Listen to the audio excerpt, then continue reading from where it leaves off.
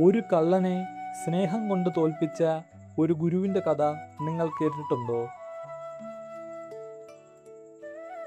പാതിരാത്രി ജനലിലൂടെ ഒരാൾ അകത്തേക്ക് ചാടുന്നു.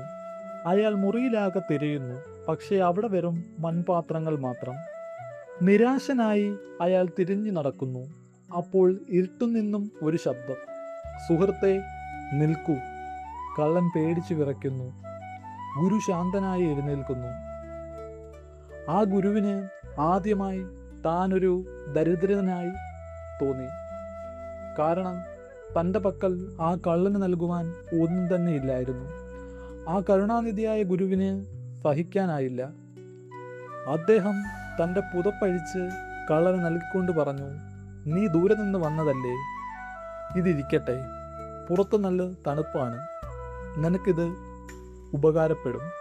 ഇപ്പോൾ ഇവിടെ നിനക്ക് തരാൻ എൻ്റെ കയ്യിൽ ഇതേയുള്ളൂ."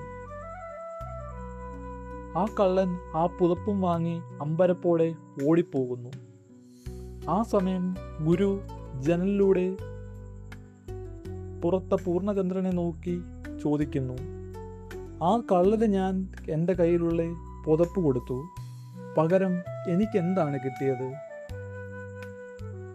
ഒരു ചെറു പുഞ്ചിരിയോടെ പൂർണ്ണചന്ദ്രനെ നോക്കി ആ ഗുരു പറയുന്നു, "ഈ ലോകം മുഴുവനും." ആ സമയം ആ ഗുരുവിന് ലോകം മുഴുവനും തനിക്ക് കിട്ടിയതായി തോന്നി. ഏതാനും ദിവസങ്ങൾക്ക് ശേഷം തെരുവിൽ വെച്ച് പോലീസുകാർ ആ കള്ളനെ പിടികൂടുന്നു. അവൻ്റെ കയ്യിൽ ആ പുതപ്പുണ്ട്. പോലീസുകാർ അവനെ ഗുരുവിൻ്റെ മുന്നിൽ ഹാജരാക്കുന്നു. "സ്വാമി, ഇവൻ നിങ്ങളുടെ പുതപ്പ് മോഷ്ടിച്ചതല്ലേ?" ഗുരു കള്ളനെ നോക്കി പുഞ്ചിരിക്കുന്നു. "ഇല്ല ഓഫീസർ, ഇദ്ദേഹം എൻ്റെ സുഹൃത്താണ്. ഞാൻ സ്നേഹപൂർവ്വം നൽകിയ സമ്മാനമാണിത്. അദ്ദേഹം അതിന് എന്നോട് നന്ദി പറഞ്ഞിട്ടാണ് പോയത്." ഇത് കേട്ടതും കള്ളൻ്റെ കണ്ണുകൾ നിറഞ്ഞു. ജീവിതത്തിൽ ആദ്യമായാണ് ഒരാൾ തന്നെ സുഹൃത്തെന്ന് വിളിക്കുന്നത്. കള്ളൻ ഗുരുവിൻ്റെ കാൽക്കൽ വീണ് തൻ്റെ കയ്യിലുണ്ടായിരുന്ന ആ പഴയ പുതപ്പ് തിരികെ ഗുരുവിനെ പുതപ്പിക്കുന്നു. അവൻ പറഞ്ഞു, "എനിക്കും അങ്ങയുടെ കൂടെ നിൽക്കണം. അങ്ങയുടെ ആ മനസ്സ് എനിക്ക് വേണം." ആ കള്ളൻ പിന്നീട് ആ മിസ്റ്റിക് ഗുരുവിൻ്റെ വലിയൊരു ശിഷ്യനായി മാറി.